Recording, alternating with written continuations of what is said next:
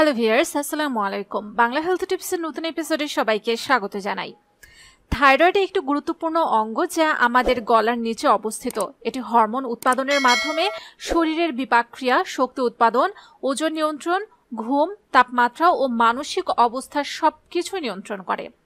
Thyroid গ্রন্থির সমস্যা সাধারণত দুই ধরনের হয়ে থাকে, হাইপোথাইরয়েডিজম এবং hyperthyroidism.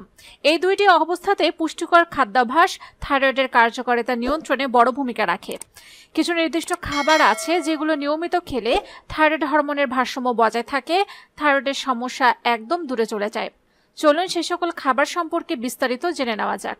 Viewers, welcome to my channel Bangla health টিপসে। পরিবার এবং স্বাস্থ্য সংক্রান্ত যে কোনো নতুন তথ্য সবার আগে পেতে আমাদের চ্যানেলকে সাবস্ক্রাইব করে রাখুন এবং পাশে থাকা বেল আইকনে ক্লিক করে রাখুন। এতে করে পরিবার এবং স্বাস্থ্য সংক্রান্ত নতুন নতুন ভিডিও আপনি পেয়ে যাবেন সবার আগে। প্রথমত, আয়োডিন সমৃদ্ধ খাবার খেতে হবে। থাইরয়েড হরমোন তৈরি করতে আয়োডিন একটি প্রধান উপাদান।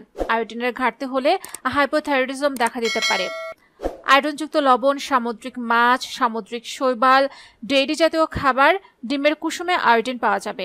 তবে আয়োডিনের অতিরিক্ত গ্রহণ বিপজ্জনক হতে পারে, তাই সঠিক পরিমাণে খেতে হবে। সেলেনিয়াম সমৃদ্ধ খাবার। সেলেনিয়াম থাইরয়েড হরমোনকে সক্রিয় করতে সাহায্য করে এবং গ্রন্থির প্রদাহ কমায়। যাদের ইতিমধ্যেই থাইরয়েড জনিত সমস্যা রয়ে গেছে তারা অবশ্যই এই খাবারটি খাবেন, তাহলে আপনাদের থাইরয়েড সমস্যা অনেকটাই কমে যাবে। সেলেনিয়ামযুক্ত খাবারের মধ্যে রয়েছে বাদাম, ডিম, টুনা মাছ, মাশরুম, সূর্যমুখী বীজ, বাদামি চাল, ডাল নিয়মিত গ্রহণ করতে হবে। জিঙ্ক সমৃদ্ধ খাবার খেতে হবে। জিঙ্ক থাইরয়েডের হরমোন নিঃসরণে সাহায্য করে এবং হরমোন ভারসাম্য রক্ষায় ভূমিকা রাখে। জিঙ্কের উৎস রয়েছে এমন খাবার বেশি করে খেতে হবে, যেমন মাংস, ডিম, শস্যদানা যেমন সিজাম, কুমড়ো বীজ ইত্যাদি। দুধজাত খাবার খেতে হবে। অ্যান্টিঅক্সিডেন্ট সমৃদ্ধ ফল ও সবজি খেতে হবে। অ্যান্টিঅক্সিডেন্ট থাইরয়েড গ্রন্থিকে সুরক্ষা দেয় এবং রোগ প্রতিরোধ ক্ষমতা বাড়ায়। উপকারী ফল ও সবজি বেশি খেতে হবে, যেমন টমেটো, বেগুন, গাজর, ব্রুকলি, ব্লুবেরি, আপেল, আঙ্গুর, লেবু ও কমলা লেবুর মতো সাইট্রাস ফল, গ্রিন টি ইত্যাদি খেতে হবে।